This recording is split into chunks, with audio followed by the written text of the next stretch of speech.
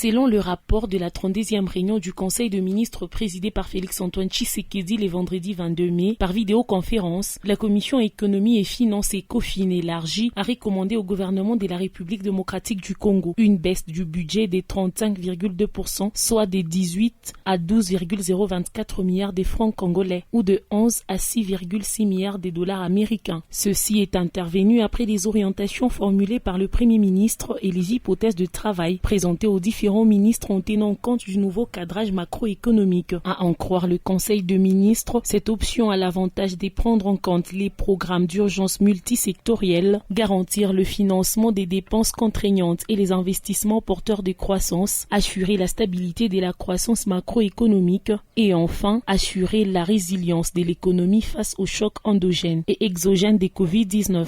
Rappelons que la commission ECOFIN élargie s'est réunie relativement à la préparation de l'avant-projet de loi des finances rectificative de l'exercice 2020 tel que recommandé lors du 31e Conseil de ministres. D'après les informations livrées à la presse par Jolino Makelele, ministre de la Communication et Médias, les participants à cette réunion ont opté pour une projection prudentielle du collectif budgétaire.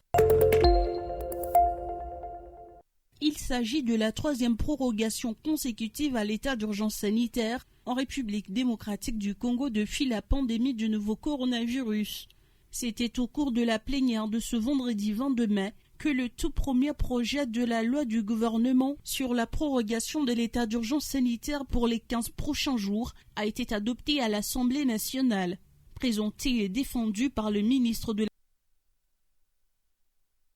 été voté par 62 députés sur les 67 présents à la plénière, puis le texte a été transmis au Sénat pour une seconde lecture où il a été également adopté. Plus de 200 députés ont suivi la plénière par visioconférence et seuls 67 ont assisté physiquement à cette plénière afin de respecter la mesure de distanciation sociale pour prévenir la propagation de la pandémie. Cette 3e prorogation se justifie par l'évolution de la pandémie qui n'a pas encore atteint le pic, annoncé d'ici le début du mois de juin prochain.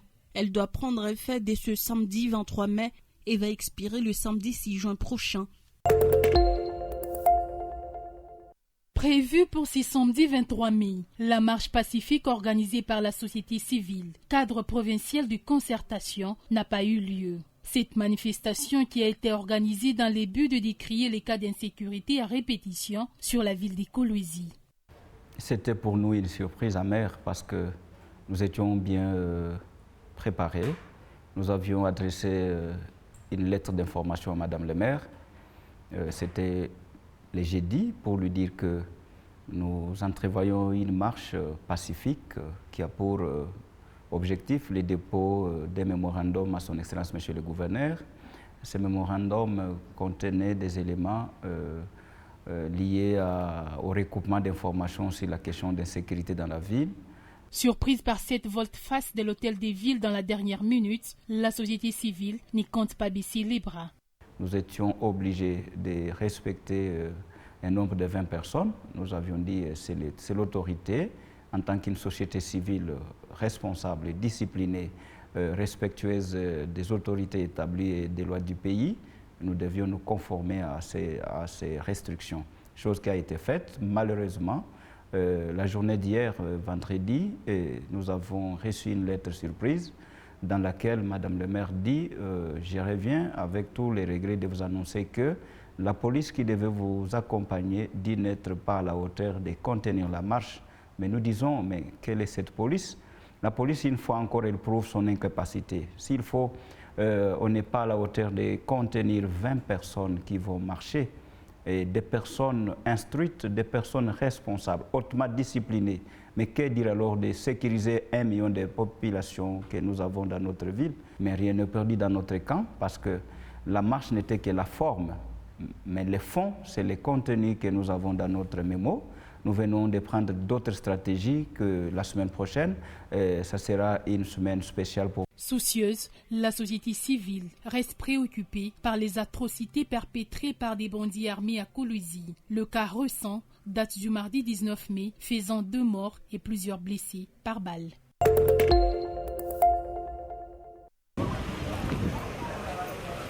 C'est dans le malheur qu'on reconnaît les vrais amis. Ce dicton a trouvé sa raison d'être valable à travers cette visite de réconfort de la structure Solidarité Lualaba Vaincre Covid-19 aux familles éprouvées à la suite d'un cambriolage perpétré au quartier Jekamine Mutoshi par des hommes armés la nuit de mardi à mercredi. 3 personnes ont trouvé la mort cette nuit-là. Inconsolables, leurs familles respectives ont tour à tour bénéficié d'un geste de compassion. Des sacs de farine et plusieurs autres vivres leur ont été remis par l'équipe conduite par Dadi Tsiswaka, directeur gérant du groupe Focus, et la présidente du Parlement des jeunes, Colette Kamouigné. Ce geste est une manière de partager la douleur inattendue avec les familles éprouvées, chose que les bénéficiaires encouragent avec toute gratitude. Munafanya na bale bote bananisuteniraka Mungu ashite bisabu Mungu amikumbuki haina bote depuis tangu tuanza kushika atona vingi vya hivi mais leo tunafanya surprise tunaletea hivi unajua c'est wakati tunatraverse ya nguvu Monsieur Joseph anase tunamwona mpaka leo hapo alikuwa anaishi mashiku yote. Les bienfaiteurs ont passé presque tout l'après-midi de ce vendredi sur les lieux de deuil et estiment qu'il fallait à tout prix aller pleurer avec ceux qui pleurent. Solidarité Lualaba Vaincre le Covid-19, une action que nous avons lancée sous le haut patronage de son Excellence Monsieur le Gouverneur et de l'honorable Président. Nous avons été, au nom de ces 2 personnalités, visiter les 3 familles endeuillées pour pouvoir leur apporter tant soit peu un soulagement, notamment les vivres, la farine, ainsi qu'un certain nombre de choses, mais également la consolation venant tout simplement de son Excellence Monsieur le Gouverneur et de l'honorable Président de l'Assemblée provinciale. En tant que les jeunes du Lualaba, il n'y a pas que les enfants de la rue, les veuves, tout comme les orphelins et les vieillards. Nous venons aussi en aide aux personnes, par exemple comme ces 3 familles qui ne s'attendaient pas vraiment à un choc pareil. Alors nous nous sommes dit, sous le patronage du président de l'Assemblée ainsi que du gouverneur, M. Richard, nous nous sommes dit d'aller leur venir en aide. C'est tard dans la soirée que cette visite de réconfort a pris fin.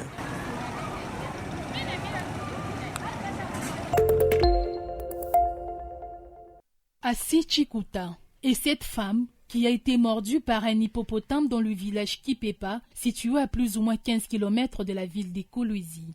Informé de la situation, Alain Kantenga, ministre provincial de l'Environnement, accompagné du conseiller du ministre des Santé, Jean Delapé Mbangu, sont allés à la rencontre de la victime, internée au centre médical Ouzima à Louilou.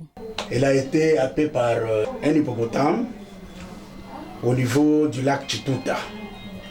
Elle est allée juste puiser de l'eau et il s'est retrouvé devant l'hippopotame qui a mis longtemps dans le lac.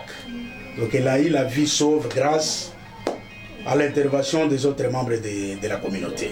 Sur place, le ministre de l'Environnement a honoré la facture des soins de la dame avant d'exiger son transfert vers l'hôpital général de référence Mwangeji où elle sera prise en charge. Chef du village, c'est depuis 2018 que cette bête féroce menace les habitants. Une solution doit être trouvée dans un délai le plus court.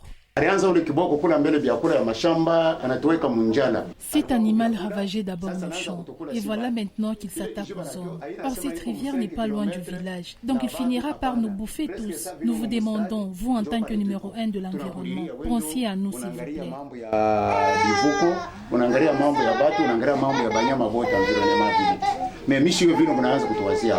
Touché par la situation, Alain Kantenga a remis à Assis une enveloppe d'argent avant d'annoncer les mesures qui seront prises afin d'épargner cette population.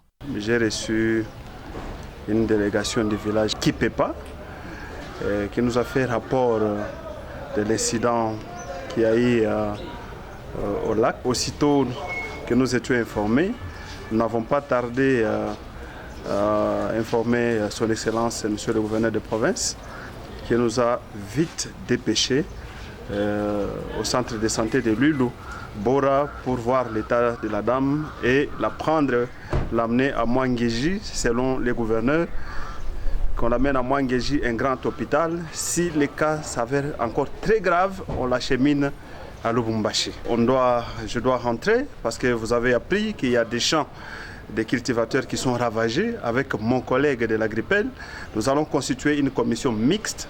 Et vous n'êtes pas sans ignorer que les hippopotames sont parmi les espèces à protéger. Ce sont des espèces à protéger et nous, en tant qu'environnement, nous avons obligation. Nous allons faire des études pour voir si il faut les retourner dans son milieu de vie naturelle. Assis Chikuta, bénéficiaire de ces gestes, a exprimé son satisfait. Je remercie les autorités de m'avoir aidé. Seul je ne pouvais pas me faire soigner. Que Dieu vous bénisse. Que Dieu bénisse le gouverneur, Richard Mouyej. Que ses activités progressent. Étant dans son secteur, l'environnemental, Alain Kantenga promet de descendre dans ces villages de la semaine prochaine. Sur demande du gouverneur Richard Mouyej, une délégation de l'équipe de riposte contre la Covid-19, conduite par le ministre de la Santé, a visité les couturières du centre Nourou, encadrées par les sœurs de Notre-Dame Chananes de Saint-Augustin. Ces femmes vivant avec handicap ont apporté leur contribution à la riposte contre le coronavirus par le don des 10 000 masques qu'elles ont elles-mêmes confectionnés. Ce geste n'a pas laissé indifférent le numéro 1 de la santé qui n'a émis que d'encouragement à l'égard de ces femmes vulnérables. Ile kazi munafanya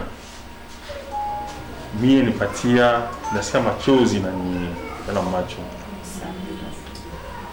sikia namna vile mko na kazi ile munafanya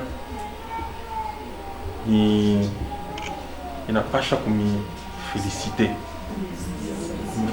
sana ba mama yangu bakaje yote na remercier tena bankadreur yenu vote à tous les niveaux ba sœur balebe kumpembeni yenu nisaidia ndio mufike kule ba résultat les naona mune. Émus de la visite, ces couturières ont remercié le gouvernement provincial pour son accompagnement dans leurs activités. Cette visite a eu lieu dans l'après-midi de ce samedi 23 mai à Djououdi. C'est ce samedi 23 mai que les musulmans ont totalisé les 30 jours du mois de Ramadan, en pleine crise sanitaire due à la pandémie du nouveau coronavirus. Le 9e mois sacré des musulmans pour cette année 2020 est totalement différent. Après les 30 jours de jeûne et prières, les fidèles d'Allah se réunissent pour une prière de clôture chaque année. Cependant, ce dimanche 24 mai, chacun devra prier chez lui. Le jour des fêtes est un moment de grande célébration dans la prière, le partage et la convivialité pour les musulmans du monde entier.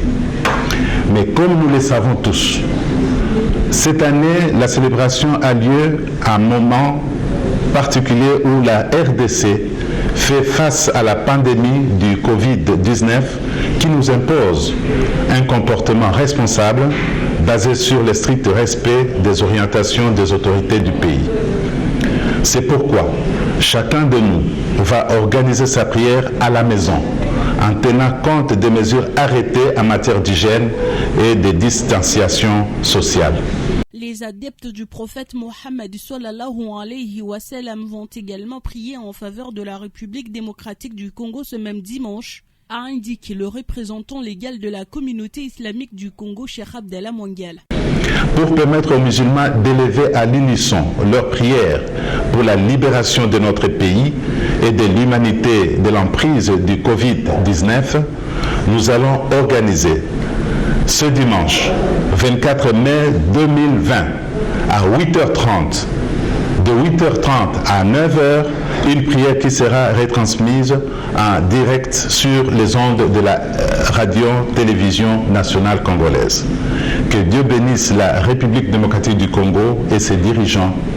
Eid Mubarak, que la paix soit sur vous.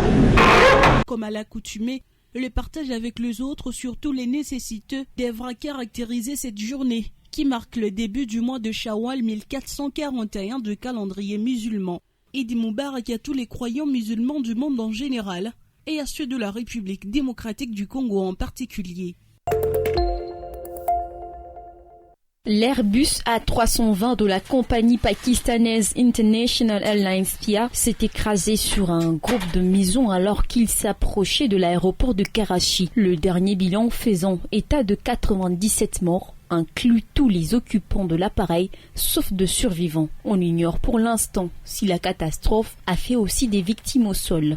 L'appareil en provenance de Lahore transportait 99 personnes, dont 91 passagers et 8 membres de l'équipage, selon le porte-parole de PIA, rectifiant un premier décompte qui faisait état seulement de 98 occupants. Parmi les 2 miraculeux du crash figure Zafar Massoud, le président de la Bank of Punjab, une des plus importantes banques du Pakistan, a précisé le président de la PIA, Arshad Malik. Les opérations de sauvetage ont pris fin samedi à l'aube. Selon les autorités, durant toute la journée de vendredi, les secouristes et les habitants avaient fouillé les décombres à la recherche des corps.